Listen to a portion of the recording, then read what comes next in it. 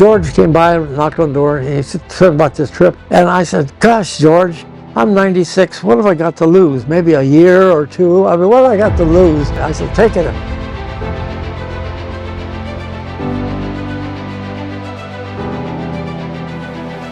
I was very comfortable with it. I was excited about it, but I was not afraid of sitting in an open cockpit plane. I mean, fear was not a factor, or scare was not a factor, but the excitement was a factor.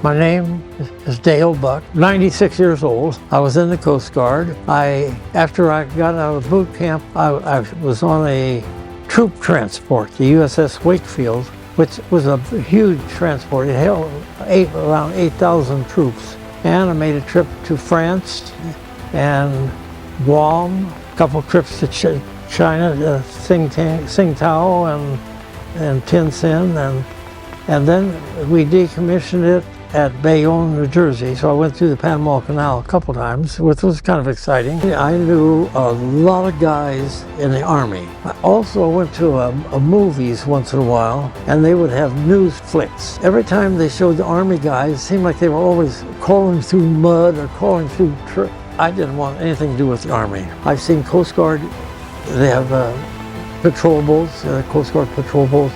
They have a buoy tender there, and went out and replaced buoys and stuff. And you can see where they came in every night, had a nice soft bed to sleep in. I think they didn't sleep in a tent or out on the ocean.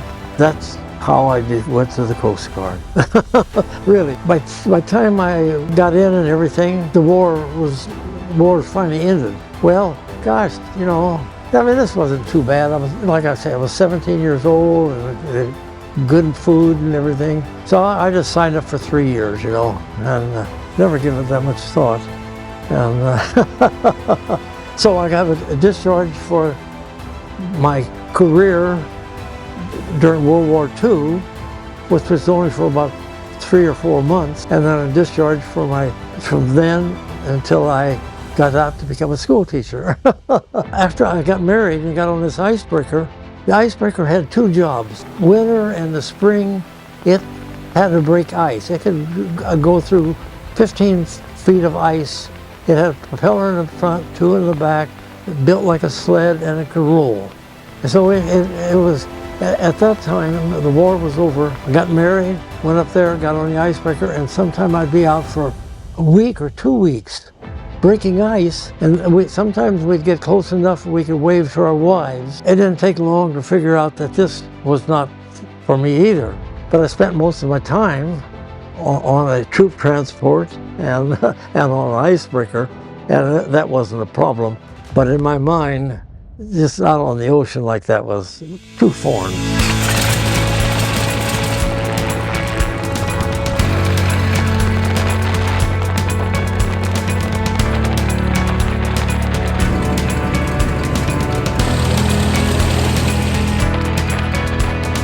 I would tell them it's exciting, really. It's quite exciting to climb into an open plane. You have a wonderful feeling, at least I did. It wasn't scary. I was not afraid of anything, really. I mean, I had no apprehension. Anyway, if someone asked me, I would say, take it up on it.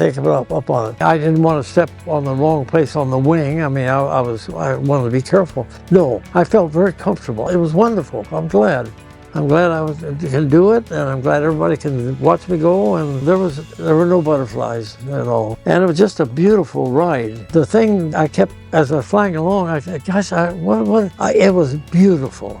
I mean, you look down and the vineyards are laid out. It's perfect. I mean, the weather was perfect, sky was clear, and it was just a beautiful ride.